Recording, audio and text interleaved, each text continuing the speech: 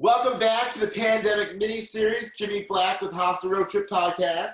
Bobby Dyer with International Travelers House. And I have managed to find the only business life coach that was previously a hostel manager in the entire country. And you are going to learn about how to stay productive during this pandemic and come out healthier and better and stronger on the other side. Courtney Loechl is with us. How are we doing, Courtney? So good. How are you guys? Yeah. Oh, great. Yeah, thanks for joining us on this rainy day. Yeah, well, I've been looking forward to this episode so you can soothe us with your fantastic advice and knowledge and wisdom, and really excited about the connectivity of things because for those of you who don't know, Courtney Loechl runs and operates a business life coach type of company that called Make Shit Happen. I actually have the sticker on my helmet for my motorcycle, no big deal. And it's a really cool business. She does great videos online, but she was formerly the editor of hostelmanagement.com and the manager of the Pacific Tradewinds in San Francisco. So a very unique perspective that we can get here today and some great advice for the listeners. I know as everyone's kind of at home and bound up, and you've just got such unique marketing operations collaboration. So tell us how you're doing. Yeah, thank you. So as Jimmy said, I'm a make shit happen coach these days, but I have years of experience in the hostel management industry. So I totally understand, both sides of this and to an extent anyway. So what I wanted to talk about first is this concept that we keep hearing around us of being productive during a pandemic. And there's this meme that's been going around that's like, oh, if you don't come out of this speaking a fourth language and playing a new instrument behind your back blindfolded, ready to start a nonprofit, you never lack the time, you lack the discipline. It doesn't quite say that, but you know what I mean? Yeah, I like that. It's while there's some truth to the sentiment behind it, I think it's also really disregarding that a lot of uncertainty in life and in business can cause a lot of stress. And there's a ton of uncertainty within the hostel industry, within the travel industry. And so, first of all, don't be too hard on yourself if you're not suddenly deep cleaning your entire hostel with a full-on marketing plan and revamped all your systems. There's a lot going on right now. So while there's some stuff we should definitely touch on and talk about, also, you're still a human. You have a business. You are a human behind the business, and we forget that. And a lot of hostels are really small operations. The small independent ones, they're not these major corporations with tons of people. So you've already got a lot on your shoulders. Take a deep breath. It's okay. It's fine if you're just trying to make it through right now. So that's it's okay to be in bed and cry for a day every once in a while.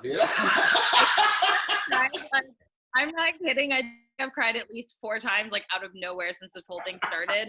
And I'm not right, and it's been so weirdly out of nowhere, and I'm what's going on? That's not my normal. I'm just there's a lot happening. It's the unknown. Nobody knows what's going to happen, when it's going to end, so it's hard to get your plans. Yeah, totally. And then the inability to plan gives you anxiety, in that, and and then that trigger, and then you can't even go to the gym and go for a good steam or a spa. Times are tough. We live in a camper van, and so we normally do our workouts at a gym. We usually shower at a gym.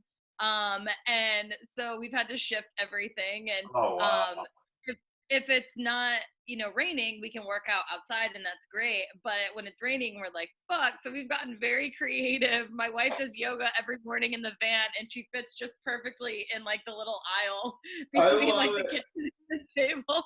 It's so funny.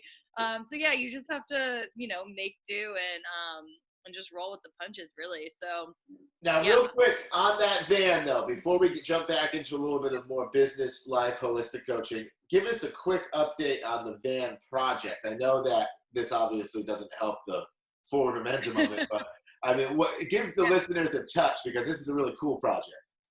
Okay, so the whole reason we live in a van is our end goal that we're working on is to renovate a full-size school bus into a mobile hostel and retreat space, and that will move all around the country. And so we decided to start with a van and renovated a 79 camper van into our tiny home. And now we live on property in the Santa Monica Mountains outside LA, which has space to also renovate a full-size bus. So we're hoping to buy the bus by the end of 2020 and start renovating it. And in time, we will have a hostel that can go everywhere. So the supply can follow the demand and we get to still travel. So. Yeah, that's amazing. I can't wait to check that out. Yeah. Sounds so good. The concept is so cool too, because you get to travel as well as the guests, right? And then I love how you're completely impervious to seasons. You know, you just move around to the seasons, like, oh, I'm not in a shoulder season or the slow season. You know, you're like, just pick up the cheapies and go. I love it.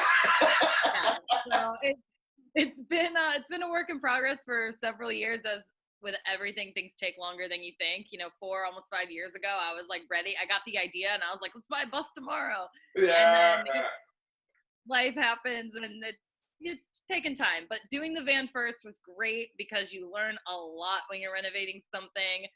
Exercise and patience and skill set, of course. But I'm like, okay, this bus is going to take forever to build. Like, I just know that. No, that's so true. Now, to back towards the business and life coaching, and some ideas and thoughts and tips you might be able to give people to try to stay productive. You know, that 3-part system of the what, why, how type of what you were talking about earlier. You know, give a little taste into that and a little bit of encouragement out there to people and some advice on how to navigate through the next 2 months or so. Totally. So the first thing I want to mention is that even though it's like, okay, you don't need to be a productivity machine, it is a really good time for you to look at your time and energy management, maybe some of the demons you're facing with time and energy management. And the reason I say energy management, not just time, is that really what I see with clients, with myself, is that time management really does come down to energy management, because you can time block every single part of your day and be like, okay, I'm going to do this, this, this, and this.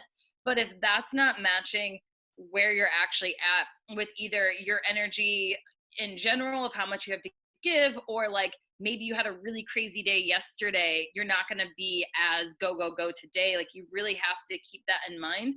And I think that's where a lot of people fall short, is they think they can do way more than they actually can. And they're setting themselves up for failure, which just causes this kind of like vicious cycle. So keep in mind that a lot of time and energy management comes down to what are you saying yes to and what are you saying no to? Because anytime you're like, I'm going to do this thing, you're inherently saying yes or no to something else. So for like the most basic example, if you are, you know, you have some task you need to do and you're totally procrastinating, well, you might procrastinate by binge watching Netflix. You might do it by, you know, going for a run, which could still be a good thing to do, but that can be like productivity procrastination, which a lot of people get caught in the loop of, because they're like, well, I'm doing something good, but it's like, is that really what you should or need to be doing in this moment? Or does it just feel better? Yeah. And so it's really thinking always like, what are you saying yes to and what are you saying no to? And are you doing it for the right reasons? So like, if you are binging Netflix because you truly just need to like zone out and chill, awesome, do it, own it, it's fine. But if you're doing it because you're numbing out from doing something else just because you don't want to face the challenge, or like it takes discipline, then you maybe need to look at that a little bit. So even if right now in this moment you don't have this like active running hostel where you have a chance to put some of this into play or, you know, navigate in real time, it is a chance for you to kind of reflect back and be like, okay, where am I not setting boundaries? Where am I not saying yes or no to the right things? Where am I not getting help where I need it? And I'm like bottlenecking my company and I'm not leaning on my staff as much as I need to. Where am I leaning on them too much and things are falling apart because I'm not showing leadership? Like, there's a lot of ways to really get real with yourself at a time like this, because there's nowhere to hide and you have like a lot of times nothing else to do right now if your business is shut down. Yeah. Actually do have stuff to do and we'll talk about that in a minute, but you know what I mean? Yeah. But yeah, like when you run a 24/7 business, and I've been several years, not just in San Francisco, but also I ran a hostel in Swaziland and, you know, navigated lots of other hostels talking to the owners and managers. And when you are an on-site live-in manager, which is what I did for many, many years, it is so critical that you cut off at some point, because you're just in, like literally in a business 24/7. And if you don't have boundaries for yourself, if you don't put boundaries to staff, boundaries to even friends and family, like you have to navigate your time and energy to be sustainable in a business like that. And now is the time to really look at that. Yeah, like you said, being at 100% energy is so important to be able to, you know, execute and do things the best you can. So it's a really good point, man, because I try to get much better at being organized with my time and plan, attack, and make the plan to win, and I make the whole plan for the week and everything look like, man, I'm going to kick ass. And then at the end of the week, I think it's a healthy process to go through the week and see what you did and didn't do and transfer it over to that. And some Sundays I sit there and I'm like, good God, what happened? I didn't expect to watch Tiger King for 9 hours that day. It just happened. Joe Exotic got me, and I wasn't planning on it. So I'm trying. That's a very good point. But I think you've got a unique element that you have studied so much of this being efficient, productive, healthy, positive, but you've got the previous experience. So it's really unique that you've got that ability to mend the two and blend them together. Like I said, I don't know if there's anyone else in the country that has that qualification. You should really brand yourself as that. But really what do you have, coming up in that Courtney Loechl coaching, make shit happen brand? What do you have? Because I know you do these really cool webinars and video meetups, which now are better than ever to get on board with because you've got the time and ability and one of the only social aspects you can do. What do you got coming up on the radar? Yeah, so I have a free webinar coming up that I actually ran last week, and it was so good, and I got so much feedback of how helpful it was. I'm running it again this Tuesday, and it's called Magnetic Messaging That Converts. And the whole focus is on how to write and engage your audience, or rather engage your audience through writing, both on social media, on emails, but any way that you're using writing to try to connect to your potential customers or customers you've already had that you want to come back. And it's really important that you're doing this authentically, you're doing it powerfully, and that you have an online presence. And that, this webinar has been focused on any business, but it's really important for hostel owners to be thinking about this, because especially if your business is closed right now, you might be thinking, well, I don't really need to be marketing right now. Like, there's nothing to market. But when you think of that no trust factor in marketing, the trust isn't just that you're going to deliver what you say you'll give in your business. So for instance, a guest comes, you give a great experience while they're here, great. Trust is really about the entire process. So they need to trust that you still have them in mind right now while they're prepping. I'm sure there are tons of millennials right now just waiting for the day they can buy the cheap flight and travel again. Yes. They need to know they need to know that you're hey, I'm going to be open in 6 months or 3 months or however long this takes when you're ready to travel. And then they need to know that you're going to be supporting them when they're making their travel plans, that you're giving advice on the city so that when they go to say, okay, well, where should I stay? What can I do? You're there with that online presence. And then, of course, while they're staying and then after. And so if you wait to start doing some of this online presence for 6 months from now, you're already behind. And I don't mean that in the oh my God, scramble, get it together. But people want to know that there's that social proof before they book. So if you've got an online presence that has continued with momentum instead of it stopped for 6 months and then you're hey, we're here now, you're going to be really giving yourself an upper hand, especially if, hate to say it, if your competition totally, drops off the face of the online world, guess who people are going to find first? Yeah. Both because they're going to see that, but also algorithms pick that shit up. If you drop off social media presence on Facebook or Instagram for even a few weeks, let alone a few months, they pick that up, and it's a lot harder to get your stuff back out and being shown again. So it's really critical that you keep continuity with your online presence. So if you want to learn how to do that and do it really well, definitely check out my webinar. But regardless, please, if you're in the hostel industry, don't give up on your online presence. It is really one of the easiest ways you can keep your business running, even when it's not running right now. Yeah, we like to, provide an inspirational message and a positive message so the people at home can see the, nice experiences and destinations happening in the world, and they can plan their next trip, so you can use that chance while sitting at home to connect with the guests, like you said, and give them hope for the future. Yeah, Bobby's been mentioning that a lot over the past couple of weeks, that there's a lot of marketing opportunities to be had, and also the time that you never had. That's something that I've been trying to work on, is staying more organized and getting more organized, because for years now I've been saying gosh, we've just been going 100 miles an hour and I just need things to stop for a few weeks. And Well, now it has. So no, I've got no excuse. So I'm trying to get organized. I'm trying to get my shit together so I can make shit happen when this pandemic gets over.